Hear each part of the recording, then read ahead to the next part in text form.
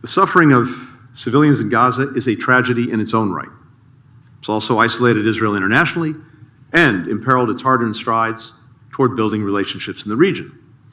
The longer the humanitarian crisis in Gaza goes on, the more Arab countries that recently normalized relations with Israel will face pressure from their populations to walk away. And the greater the risk that Israel's long-standing peace accords with Jordan and Egypt will collapse. The ballast that these partnerships provide for Israel in the region, easy to take for granted, especially for generations who only know a world where these nations are at peace. But their rupture would unleash even greater instability and be incredibly hard to repair. Remaining bogged down in Gaza will harm Israel economically.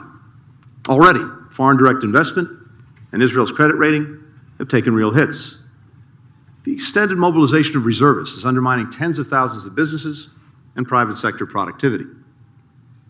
For its part, the Palestinian Authority repeatedly failed to undertake long overdue reforms, like reining in corruption and a bloated bureaucracy, further eroding its support among Palestinians.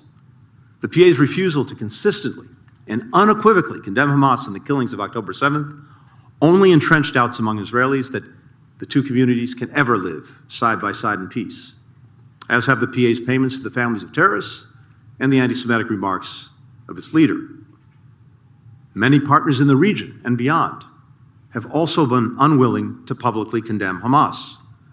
Amidst the chorus of condemnation of Israel, the silence about Hamas has been deafening. Where was the sustained and united demand for Hamas to release hostages, to put down its arms? Where was the urgent effort to crack down on the financing, the arms, the materials that Hamas employs to deadly effect? Where was the opprobrium for Hamas's heinous practice of hiding among civilians? Had countries around the world applied this collective pressure, Hamas's leaders might have been forced to make different decisions many months ago, and massive suffering might have been averted.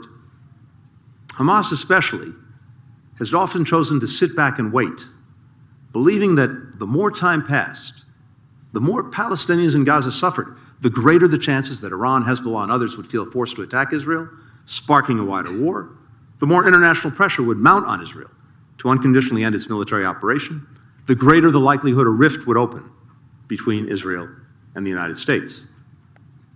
For its part, Israel has pursued its military campaign past the point of destroying Hamas's military capacity and killing the leaders responsible for October 7th, convinced that unrelenting military pressure was required to get Hamas to accept a ceasefire and hostage deal on Israel's terms. And Israel has held firm to the belief that any deviation from its intensive military effort would be interpreted by Hamas as a sign of weakness or declining will.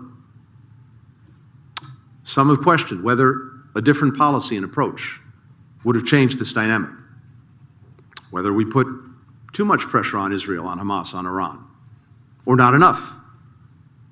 We have debated these questions vigorously within the administration, within the State Department, where we benefited from a range of different views.